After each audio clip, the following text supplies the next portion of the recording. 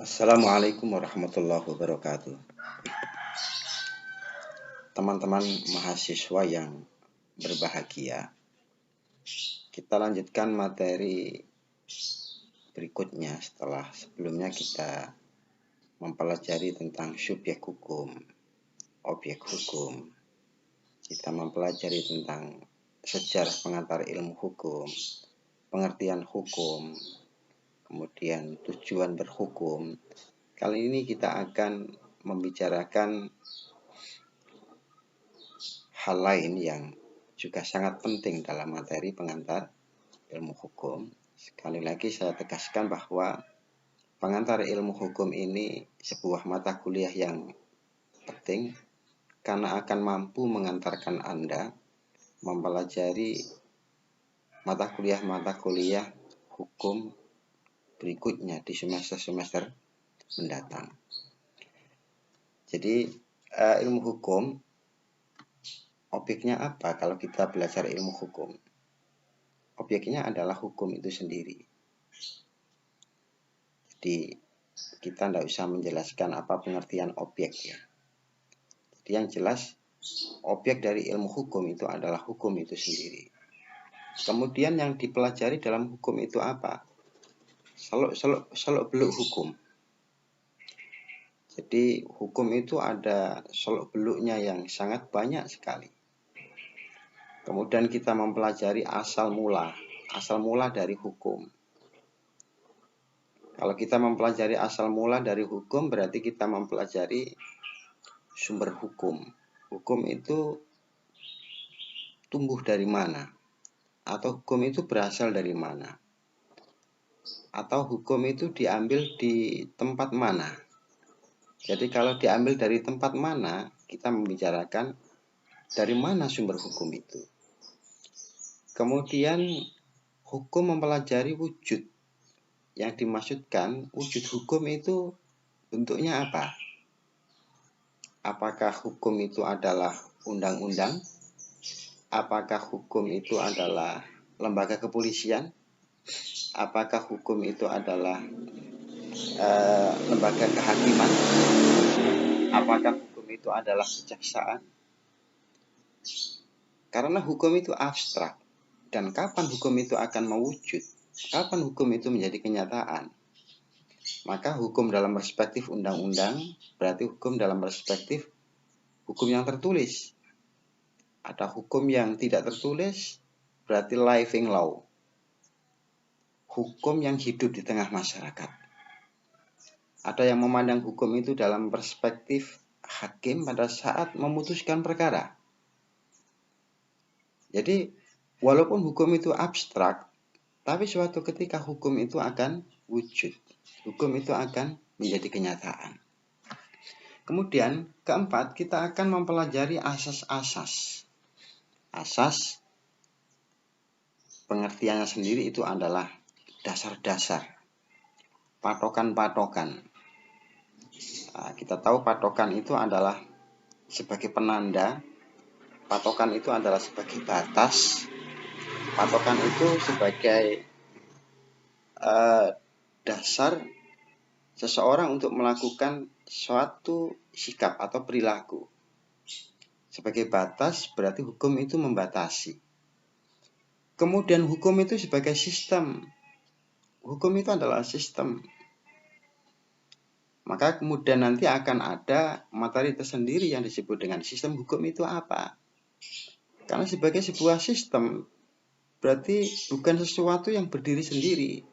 Ada bagian-bagian lain yang antara satu bagian dengan bagian yang lain itu adalah saling mempengaruhi. Nah, kemudian yang keenam, kita mempelajari hukum itu adalah mempelajari perkembangan. Bagaimana perkembangan hukum dari masa ke masa? Hukum secara global atau hukum secara dunia? Ya, hukum secara nasional. Misalnya dalam konteks Indonesia ada perkembangan-perkembangan hukum. dalam perspektif historis, dalam perspektif sejarah, yang nanti akan kita pelajari juga. Kemudian apa fungsi hukum? Fungsinya apa hukum itu? Yang mungkin beberapa waktu yang lalu sudah Anda jadikan sebagai tugas. Hukum dan keteraturan, hukum dan ketertiban. Seberapa penting hukum itu dalam menciptakan keteraturan. Nah, kemudian yang ke-8, hukum itu mempelajari kedudukan hukum dalam masyarakat. Jadi dalam masyarakat itu ada beberapa norma, ya. Ada norma agama, ada norma kesopanan, ada norma kesusilaan, kemudian ada norma hukum, ya. Nah, pertanyaannya, lebih tinggi mana antara hukum dengan norma? Nah, ini yang mestinya perlu kita diskusikan. Kalau kita luring, mungkin ini akan menjadi sebuah judul atau menjadi tema diskusi yang sangat menarik sekali. Lebih tinggi mana antara hukum itu dengan norma? Nah, sementara hukum itu adalah norma. Jadi mungkin kalian bisa membuka referensi macam-macam norma yang hidup di masyarakat. Ada norma agama, ada norma kesopanan, ada norma kesusilaan, kemudian ada norma hukum. Dan tentu norma-norma ini ada perbedaannya. Yang jelas norma itu adalah menggiring manusia untuk melakukan satu perbuatan yang seharusnya dilakukan, dan mencegah seseorang untuk tidak melakukan satu perbuatan. Itu norma agama demikian, norma kesopanan demikian, norma kesusilaan seperti itu, dan norma hukum juga demikian. Oke, objek hukum. Objek hukum itu pengertiannya apa? Segala sesuatu yang berguna bagi ilmu hukum. Kalau di atas adalah objek ilmu hukum, yang sekarang kita lihat ini adalah objek dari hukum. Segala sesuatu yang berguna bagi subjek hukum. Nah, subjek hukum itu siapa? Kemarin tampaknya sudah dijelaskan juga. Subjek hukum itu manusia dan badan hukum, ya, dan dapat menjadi pokok objek suatu hubungan hukum karena dikuasai oleh subjek hukum. Jadi ini ilustrasinya, Ahmad dan Ali mengadakan sewa tanah. Ya, ini example. Ahmad sebagai subjek hukum, Ali adalah subjek hukum. Apa yang dilakukan oleh Ahmad dan Ali? Mengatakan sewa tanah. Tanah di sini adalah objek hukum. Ya, saya ulang. Ahmad dan Ali mengadakan transaksi sewa tanah. Ahmad dan Ali adalah sebagai subjek hukum. Sewa tanah yang dijadikan objek dari transaksi antara Ahmad dan Ali itu adalah merupakan objek hukum. Jadi biasanya objek hukum itu adalah zat atau benda yang dapat dimiliki dan dapat dikuasai oleh subjek hukum. Nah, apa itu benda? Kita mengacu ke pasal 499 KUH Perdata. Benda itu adalah tiap-tiap hak, tiap-tiap hak yang dapat dikuasai oleh hak milik.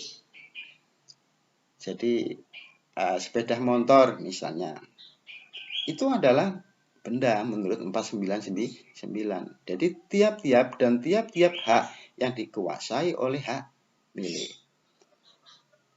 Nah, benda itu dalam hukum ada benda yang berwujud, kemudian ada benda yang tidak berwujud. Nah, ini yang membedakan objek dalam ilmu hukum dan objek dalam disiplin ilmu lain barangkali. Jadi objek tidak selalu mewujud, objek itu tidak selalu bisa teraba, objek itu tidak selalu bisa dilihat, ya. Tapi ada juga yang tidak berwujud. Misalnya semua hak atas merek. Ya, merek itu wujudnya apa? Ya. Jadi seperti itu ketika kita membicarakan hal yang mendasar dari hukum. Nah, hukum sebagai norma di sekumpulan aturan yang dibuat oleh lembaga negara yang berwenang sehingga berlaku secara paksa, dan apabila terjadi pelanggaran dapat dikenakan sanksi berupa hukuman atau penjara atau denda. Ini hukum sebagai norma. Jadi beda dengan agama sebagai norma, bukan dibuat oleh lembaga negara yang berwenang. Oke, kita tadi sampai pada hukum sebagai norma, yaitu sekumpulan aturan yang dibuat oleh lembaga negara yang berwenang. Lembaga yang berwenang yang dimaksudkan di sini itu adalah legislatif, yaitu DPR kalau di tingkat pusat. Di tingkat daerah berarti DPRD. Jadi lembaga itulah yang diberikan kewenangan untuk membuat norma hukum atau yang membuat undang-undang bersama dengan presiden dalam konsep distribution of power, ya, sehingga berlaku secara paksa dan apabila terjadi pelanggaran dapat dikenakan sanksi berupa hukuman penjara atau denda. Nah, ini sekaligus pembeda antara norma hukum dengan norma-norma yang lain. Jadi kalau norma agama tidak ada penjara atau denda, ya, terkait dengan pelanggaran yang terjadi. Tapi kalau norma hukum dikenakan sanksi dalam bentuk penjara atau denda. Jadi contoh ya norma hukum demikian di Indonesia seperti peraturan lalu lintas, hukum pajak, undang-undang KDRT, KUHP, ya, undang-undang perlindungan anak, dan masih banyak sederet undang-undang lain yang itu sebetulnya adalah merupakan norma hukum. Nah, saya tidak mencoba untuk menampilkan semua norma-norma yang ada di negara kita, ya. Hanya saya tampilkan apa itu norma hukum, ya. Kemudian ketika terjadi pelanggaran apa yang bisa dilakukan oleh hukum.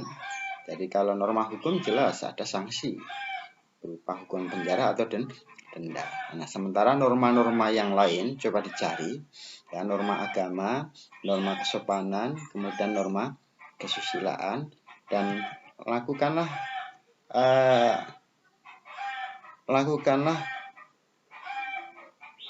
analisa untuk melakukan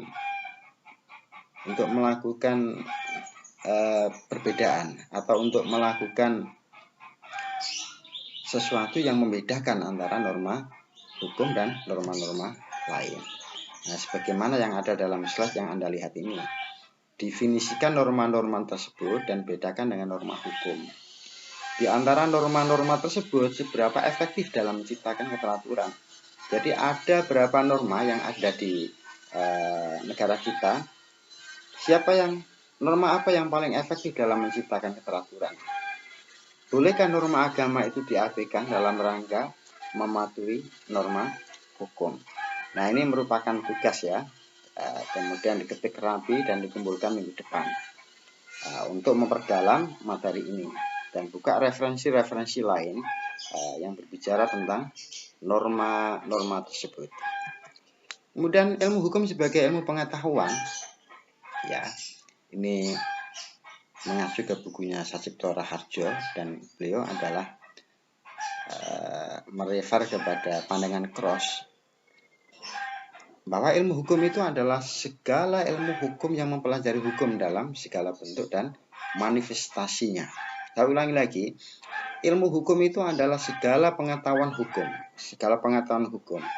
yang mempelajari hukum dan segala bentuk dan manifestasinya. Berarti kalau kita mengacu ke pandangan Sacipto Raharjo, ilmu hukum tidak hanya sekedar mempelajari hukum itu sendiri, tapi juga mempelajari manifestasi dari hukum, ya. Jadi segala bentuk dan manifestasinya.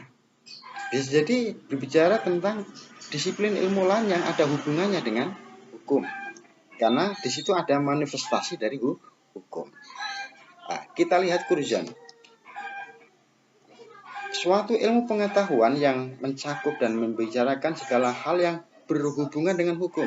Jadi segala hal yang berhubungan dengan hukum. Berarti tidak hanya sekedar hukum itu sendiri yang harus kita pelajari ketika kita mempelajari ilmu hukum. Tapi ada disiplin ilmu lain yang sekiranya itu adalah memperkuat dari hukum. Jadi ini sudah bertentangan dengan satu pandangan bahwa hukum itu adalah sui generis, yaitu hukum itu adalah disiplin ilmu yang berdiri sendiri. Di luar itu berarti bukan bagian dari ilmu hukum. Ini apa kaidah hukum itu? Pandangan dari Permati dan Suryono Sukamto, ilmu tentang kaidah atau dalam bahasa lain norm wissenschaft atau Sollen wissenschaft, yaitu ilmu yang menelaah hukum sebagai kaidah. Ilmu yang menelaah hukum sebagai kaidah.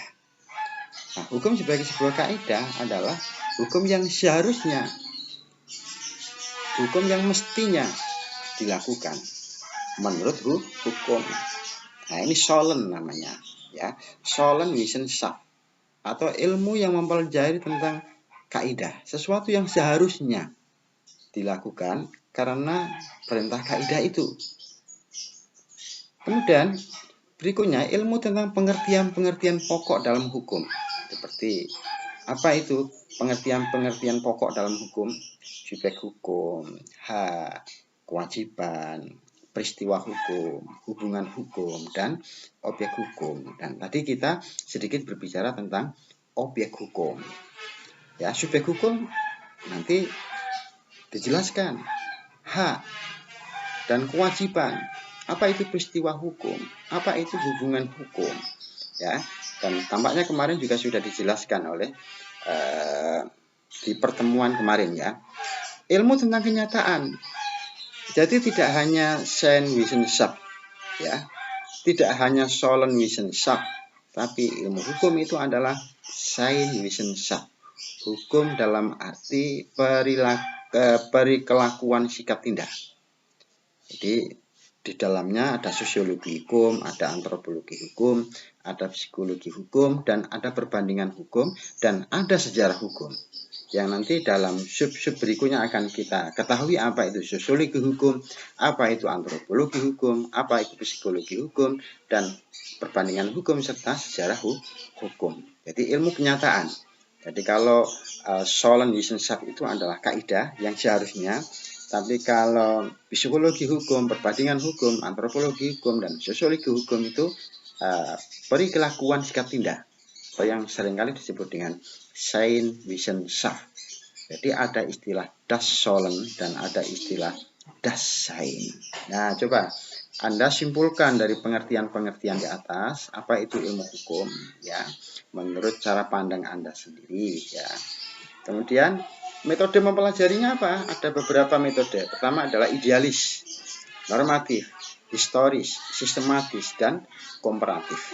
Ya, mengingat waktu akan saya percepat. Ilmu yang membantu ilmu hukum itu adalah sejarah hukum, politik hukum, perbandingan hukum, filsafat hukum, sosiologi hukum, dan hukum positif. Yang tadi disebut dengan Sein Wissenschaft. Kira-kira demikian yang bisa saya sampaikan, dan mudah-mudahan ini memberikan manfaat dan bisa mengantarkan Anda untuk memiliki pemahaman yang bagus tentang hukum, lebih-lebih untuk materi-materi hukum pada semester berikutnya. Dan jangan lupa tugas-tugas tadi, dan sekaligus slide ini nanti akan saya share di GC. Kalau ada pertanyaan langsung buat komentar. Assalamualaikum warahmatullahi wabarakatuh.